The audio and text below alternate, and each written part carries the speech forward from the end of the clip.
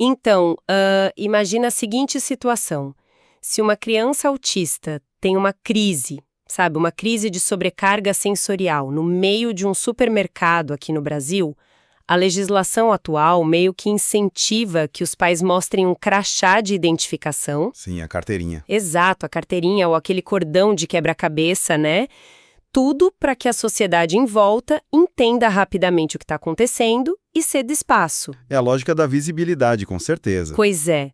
Mas olha que loucura, se a mesmíssima crise acontece no pátio de uma escola lá nos Estados Unidos, a direção da escola é literalmente proibida por leis federais de sequer mencionar para outros pais o que aconteceu ou quem é a criança envolvida. É um choque de realidade brutal. Nossa, sim. Como que duas nações gigantescas, sabe, encaram a exata mesma neurodivergência de formas conceitualmente tão, mas tão opostas. É o choque perfeito entre duas filosofias públicas muito diferentes, né? De um lado, a gente tem a aposta de que a exposição traz a inclusão, e do outro, a crença ferrenha de que a privacidade absoluta é a única forma de garantir a dignidade educacional daquela criança. E é exatamente essa a nossa missão na investigação minuciosa de hoje.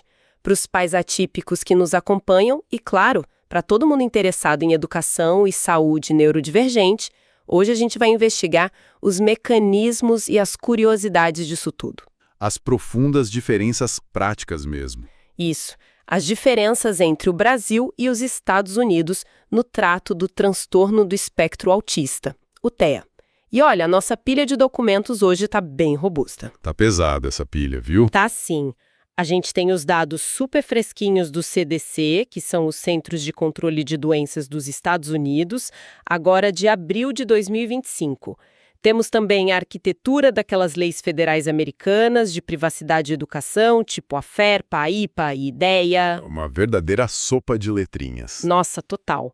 E do lado brasileiro, legislações cruciais, né? A Lei Berenice Piana, a Lei Romeu Mion e os debates práticos lá do Conselho Nacional de Justiça, o CNJ. Material riquíssimo. Com certeza. Então, certo, vamos desempacotar isso tudo, porque os números iniciais são de cair o queixo. Sem dúvida, porque assim, sem entender a escala demográfica que está pressionando as escolas e os sistemas de saúde agora, neste momento, qualquer lei parece só um conceito abstrato, né? Fica no mundo das ideias. Exato. A urgência dessas políticas nasce justamente dessa explosão estatística. E que explosão, gente. Eu estava vendo o relatório do CDC, mas eu quero que a gente traduza o que esses números significam na prática para quem está ouvindo a gente. Qual é o retrato real do autismo em 2025, segundo as métricas americanas? Então, esse relatório do CDC de abril de 2025, ele traz um salto histórico. A prevalência de autismo nos Estados Unidos chegou a 1 a cada 31 crianças de 8 anos de idade. Nossa, 1 em 31. Sim, 1 em 31. E aqui a gente está falando daquela coorte de crianças que nasceram lá em 2014. Tá? Só para ter uma ideia de comparação, o relatório do ano de 2023 apontava uma taxa de 1 para 36. Quer dizer, em 2 anos o salto foi gigantesco. Gigantesco. O gráfico de crescimento é muito, muito íngreme. E se a gente puxar a fita um pouco mais para trás, assim, lá para o início dos anos 2000, a diferença é ainda mais assustadora, não é? É uma mudança de paradigma completa. Olha, no ano 2000, o CDC reportava uma prevalência de 1 a cada 150 crianças. 150? Caramba! Pois é. Essa taxa atual de 1 para 31 é quase 4,8 vezes maior. E a rede de monitoramento lá do CDC revela que esse fenômeno é extremamente desigual dentro do próprio país. Como assim desigual? Tem muita diferença de um estado para o outro? Muita diferença. Em Laredo, por exemplo, no Texas, a prevalência que eles registraram é de 1 em 103 crianças. Mas aí quando a lente vai para a Califórnia, o número salta para 1 em cada 19 crianças. 1 em 19? Gente, isso nos diz muito mais sobre, o acesso ao diagnóstico precoce, né, a conscientização dos profissionais e a infraestrutura de saúde do estado do que sobre biologia pura em si. A Califórnia, obviamente, tem uma máquina de rastreio muito mais agressiva. Sem dúvida nenhuma. O diagnóstico depende muito de quem está olhando e de como o sistema procura ativamente por esses sinais, sabe? Claro, quem procura acha. Exato. E o estudo também consolida alguns recortes fundamentais. Os meninos, por exemplo, ainda têm 3,4 vezes mais chances de receber o diagnóstico do que as meninas. Isso continua constante, né? Continua. E tem um ponto que muda totalmente a estruturação pedagógica das escolas.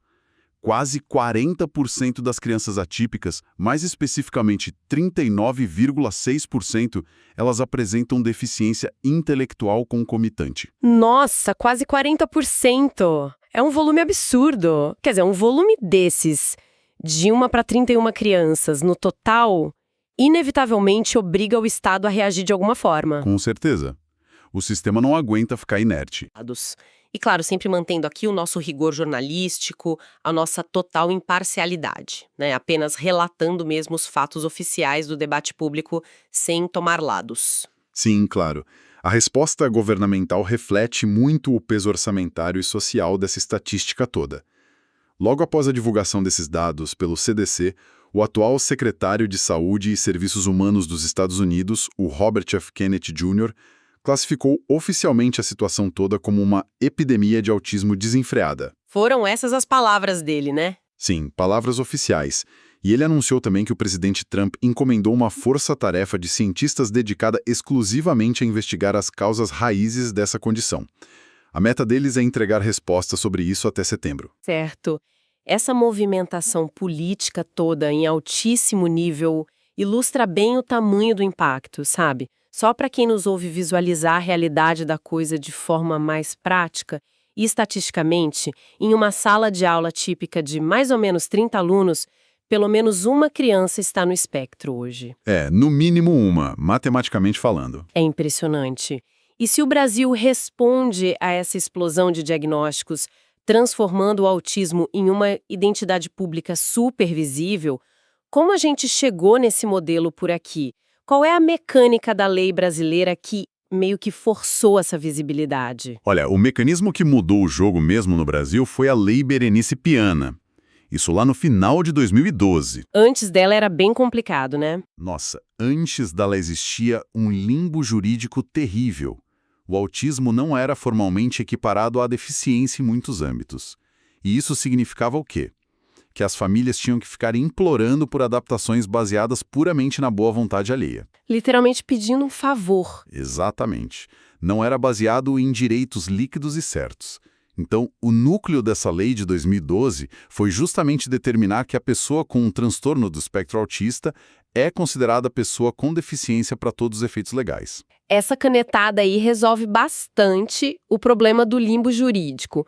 Mas vamos pensar na prática. Se eu sou uma mãe tentando matricular meu filho em uma escola comum, como que essa equiparação funciona na vida real contra aquela velha desculpa do diretor que vira e diz: nossa escola não está preparada para o seu filho. A lei ataca diretamente o bolso e a responsabilidade da instituição, sabe? Mexeu no bolso, a coisa anda. Pois é. Ela garante o direito a um acompanhante especializado em classes comuns, caso haja necessidade clínica comprovada. E para impedir essa recusa velada que você comentou, a legislação estabelece multas muito pesadas. De quanto a gente está falando? Variam de 3 a 20 salários mínimos para o gestor escolar que recusar a matrícula de um aluno autista. A mecânica da lei simplesmente tornou a recusa financeiramente inviável e legalmente muito perigosa para as escolas. Entendi. Mas assim, a escola é só uma parte da vida daquela criança e daquela família, né? A maior parte das frustrações diárias de uma família típica acontece na fila do banco, no pronto-socorro, no caixa do supermercado. O dia a dia é o maior desafio. Sim, e o autismo é uma deficiência invisível, né? A criança não usa cadeira de rodas, não tem traços físicos específicos evidentes no rosto. Então, quando há uma sobrecarga sensorial e a criança desregula no meio da rua, a sociedade em volta julga logo como o quê? Como falta de educação. A famosa birra, como muitos dizem de forma equivocada. E é isso que nos leva à segunda grande engrenagem do modelo brasileiro, que é a Lei Romeu-Mião, aprovada em 2020. A lei da CIP-TEA. Essa mesma. Ela criou a CIP-TEA, a carteira de identificação da pessoa com TEA, e também consolidou muito o uso do cordão de fita quebra-cabeça no país todo. É aquele cordão super comum que a gente vê bastante hoje em dia, né? Sim. E o que é fascinante aqui é ver como o Brasil tenta resolver a questão da exclusão, transformando o diagnóstico num verdadeiro crachá de direitos. Sabe, a visibilidade vira a arma principal contra o preconceito. E o impacto disso no dia a dia é, muito tangível. A família não precisa mais andar com uma pasta gigantesca, cheia de laudos médicos super espessos debaixo do braço, para provar que tem direito à fila preferencial, por exemplo. Exato. Não precisa provar a deficiência toda vez que sai de casa. E conseguir um atendimento sem espera, muitas vezes é vital para evitar uma crise sensorial grave, né? A identificação visual simplesmente corta a burocracia do momento. O modelo brasileiro exige que a sociedade olhe para o símbolo, entenda rapidamente e assuma o ônus de ceder o espaço. É uma imposição de reconhecimento público. Certo. Agora vamos fazer o contraste.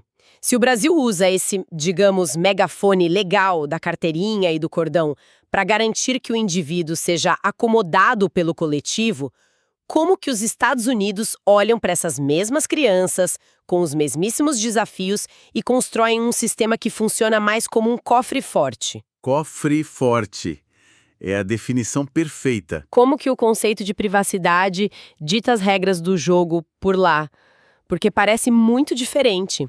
É o oposto. Nos Estados Unidos, o pilar não é exposição afirmativa como aqui. O pilar deles é a proteção hermética do indivíduo através de leis super rigorosas, como a FERPA e a RIPA. A gente ouve muito falar nessas siglas. Bastante. E a mecânica da FERPA, que é a Lei dos Direitos Educacionais e Privacidade da Família, funciona essencialmente como um firewall de banco de dados dentro das escolas. Um firewall mesmo. Sim, ela protege absolutamente qualquer coisa que a escola documente. Avaliações, o Plano Educacional Individualizado, que é o famoso IEP, os planos de contenção de comportamento e até o uso de medicamentos da criança. Fica tudo blindado. Caramba! E é aqui que muitos pais americanos, ou até brasileiros que imigram para lá, entram em parafuso, né? Porque imagina a seguinte situação prática. Uma criança neurotípica sofre bullying ou apanha de uma criança neurodivergente no recreio. Um cenário super comum, infelizmente. Sim. Aí os pais da criança agredida vão lá até a diretoria espumando de raiva, querendo saber quem foi, exigindo conversar com a outra família, querendo saber que tipo de punição vai acontecer com o agressor. E a diretoria simplesmente cruza os braços e diz: eu não posso compartilhar o nome do aluno com você, nem o que vamos fazer a respeito. A escola simplesmente bloqueia a informação. Para um pai ouvir isso soa muito como acobertamento, como se a escola estivesse protegendo o aluno infrator e escondendo a verdade. Soa como omissão, com certeza, mas na verdade é obediência federal estrita. A FERPA corta qualquer comunicação lateral. A escola não pode violar o registro disciplinar ou médico de um aluno para satisfazer a curiosidade ou a indignação dos pais de outro aluno. Ou seja, a escola não pode se justificar. De forma alguma. A escola é proibida de dizer algo como: aquele menino tem um plano comportamental por causa do autismo e teve uma crise e por isso aconteceu a briga. Eles não podem dar esse contexto. Nossa, isso deve gerar muita frustração. E gera. Esse nível de sigilo frustra totalmente o senso de comunidade, mas a lógica americana por trás disso é que o Estado não tem o direito de expor as vulnerabilidades clínicas de um menor para terceiros sob nenhuma circunstância. Mas vem cá, como esse sigilo todo, tão extremo, se traduz na hora de ensinar?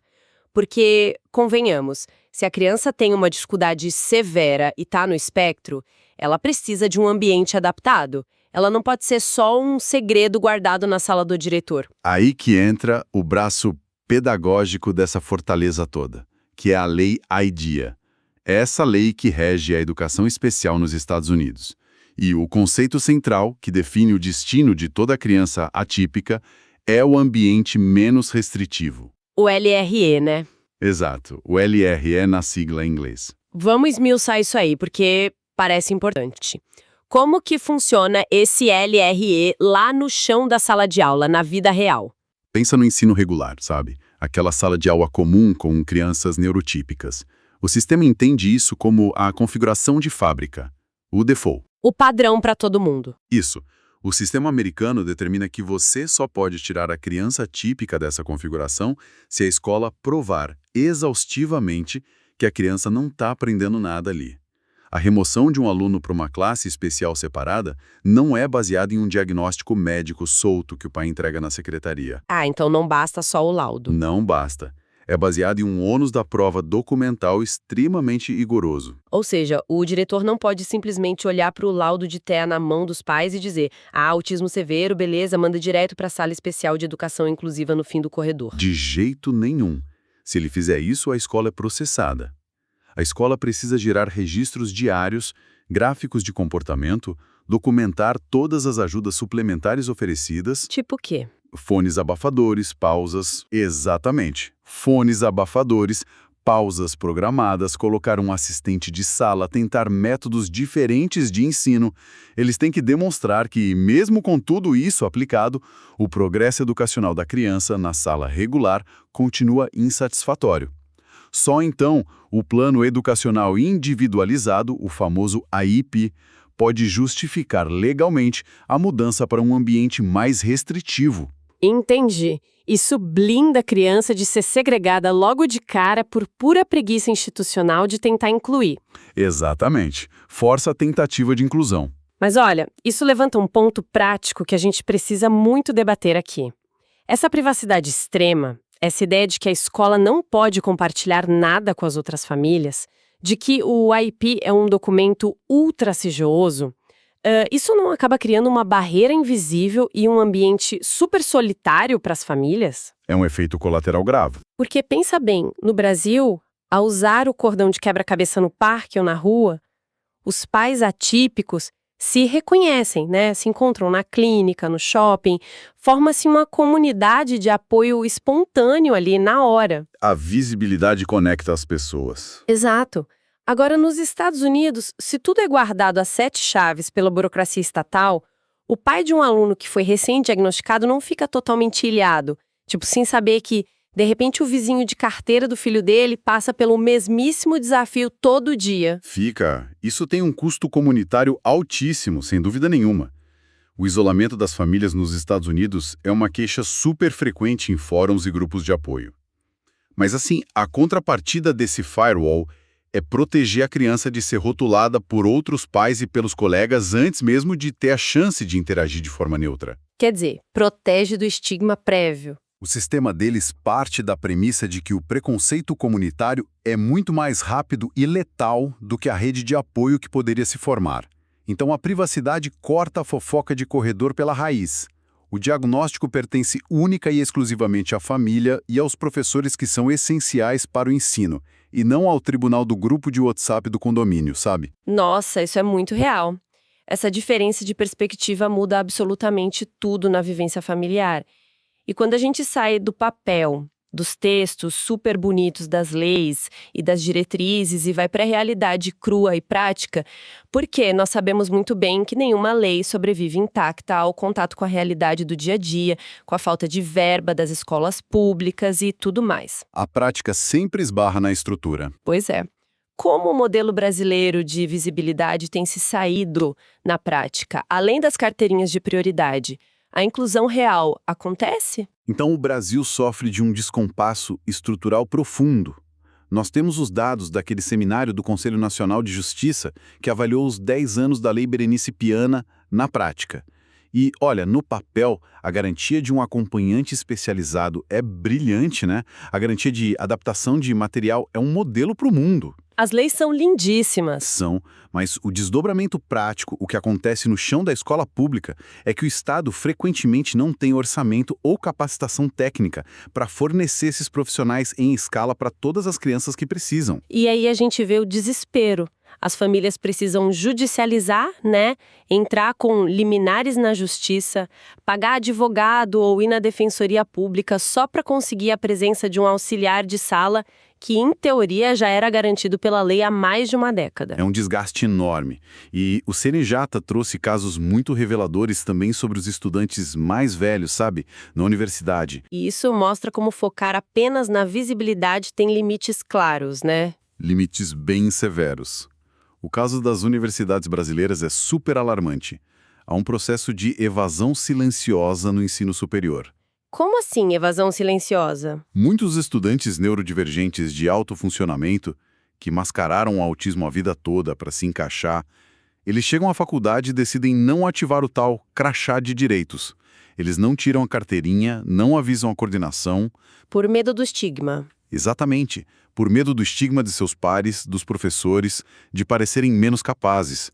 Mas, sem o apoio da visibilidade e sem solicitar as adaptações legais, eles colidem de frente com um ambiente brutalmente inacessível do ponto de vista sensorial e executivo. Nossa, é verdade. Se a gente pensar no ambiente universitário, estamos falando de salas de aula superlotadas, aquelas luzes fluorescentes piscando no teto, um excesso de ruído contínuo de centenas de pessoas no corredor e a constante pressão social daqueles trabalhos em grupo imprevisíveis. É a receita para um desastre sensorial. O ambiente leva o estudante a um burnout extremo muito rápido. Como a nossa lei foca muito na identificação formal para acionar o direito, se o aluno não se identifica, a estrutura natural da universidade simplesmente esmaga esse estudante e ele abandona o curso. A lei de cotas até o colocou para dentro da faculdade, mas a falta de adaptação orgânica da instituição o expulsou meses depois. É de partir o coração. Mas, por outro lado, a realidade prática americana também está longe de ser um conto de fadas, né? Pelo que a gente leu nos documentos. Se eu sou um pai ouvindo isso agora, que já está lidando com 1000 terapias e todo o peso emocional de um diagnóstico recente, eu estaria meio aterrorizada ao saber que, lá nos Estados Unidos, eu praticamente preciso virar uma advogada processual só para o meu filho conseguir estudar em paz. É uma burocracia gigantesca. E essa burocracia de proteção, ela cobra o seu preço em muito estresse parental. O IEP, lá nos Estados Unidos, o plano educacional, ele não é um roteirinho de sugestões pedagógicas do professor. Ele é um contrato com força de lei federal. E isso muda o tom das reuniões na escola. Muda completamente. As reuniões anuais para definir as metas do aluno frequentemente parecem audiências judiciais de verdade.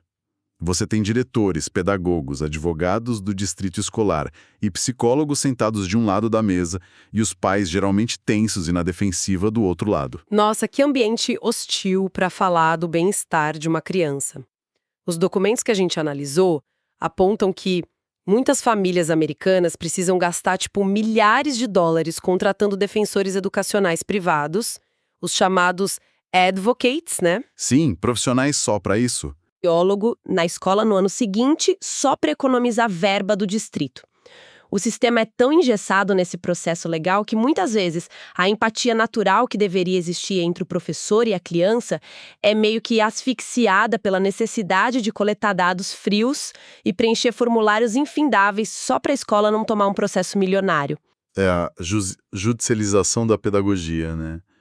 Então, se a gente fosse sintetizar as duas abordagens, o Brasil escolheu o caminho do atrito produtivo. Atrito produtivo, gostei do termo. É uma luta contínua por espaço físico e aceitação social que é baseada no reconhecimento explícito da diferença. A lei brasileira grita em alto e bom som. Olha, esta pessoa aqui é atípica, então a sociedade que se vire e aprenda a acolher e dar espaço. Faz todo sentido. Enquanto isso, os Estados Unidos avançaram na hipersistematização do processo, né? O sistema deles obriga a escola a usar métricas, dados concretos e tentativas exaustivas antes de alterar a trajetória de vida e o ambiente de uma criança. Para eles, o defeito não está no indivíduo que deve ser exposto publicamente, mas na quebra da privacidade que deve ser evitada a todo custo para proteger o futuro desse aluno. Exatamente isso. E para os pais atípicos, mães e os educadores que acompanham a nossa investigação hoje, por que mapear esses dois mundos tão diferentes importa tanto? Importa porque alarga o horizonte do que é possível exigir e de como podemos moldar o futuro, sabe? Com certeza, amplia a visão. Se as pessoas que estão ouvindo moram no Brasil, conhecer a fundo essa engrenagem americana dá ferramentas muito práticas, né? Dá para sentar lá com a coordenação da escola do seu filho, cobrar métricas mais exatas, pedir cadernos de evolução diária, exigir um planejamento que se pareça com o rigor técnico de um IEP americano, em vez de só aceitar aquelas adaptações intuitivas e genéricas de sempre. É elevar a régua da exigência técnica. Isso. E da mesma forma, entender o modelo brasileiro ajuda muito a valorizar o poder da nossa mobilização social, lembrando sempre que a visibilidade, a carteirinha, o cordão de girassol ou do quebra-cabeça são conquistas gigantescas que forçam mesmo que na marra a sociedade a amadurecer, seja lá na fila da padaria, no cinema ou no transporte público. E tudo isso nos empurra para um questionamento provocativo sobre o que seria o cenário ideal nas próximas décadas, né? Onde a gente quer chegar com tudo isso? Pois é. E se a resposta definitiva não for nem obrigar a criança a carregar uma placa de diagnóstico no peito o tempo todo para conseguir direitos básicos como no Brasil, nem trancar as necessidades dela num cofre burocrático, frio e isolado, como nos Estados Unidos. Uma terceira via. Sim. E se o futuro do neurodesenvolvimento residir no desenho universal de aprendizagem, imagina um paradigma onde as escolas, os métodos de ensino e até as cidades inteiras sejam construídos, desde a sua fundação, com tamanha flexibilidade sensorial e cognitiva que a configuração de fábrica já inclua a todos naturalmente. Seria incrível. Sem precisar de adaptações posteriores, Exato. sem necessidade de rótulos visíveis para pedir licença e sem a necessidade de batalhas legais e burocráticas extenuantes. Apenas pertencer pelo simples fato de ser humano e estar ali. Nossa, essa é de fato a visão de futuro que deveria pautar as políticas públicas em qualquer hemisfério do nosso planeta. É o mundo ideal que a gente tem que buscar. Bom, chegamos ao fim da investigação minuciosa de hoje. Desvendar as engrenagens e a filosofia por trás das leis e das estatísticas é o que nos dá o poder de lutar por ambientes mais inteligentes e verdadeiramente acolhedores para os nossos filhos e alunos. Conhecimento é a melhor ferramenta. Sempre. Continuem questionando as regras do jogo, mergulhando fundo nas causas das coisas e até a nossa próxima análise aprofundada.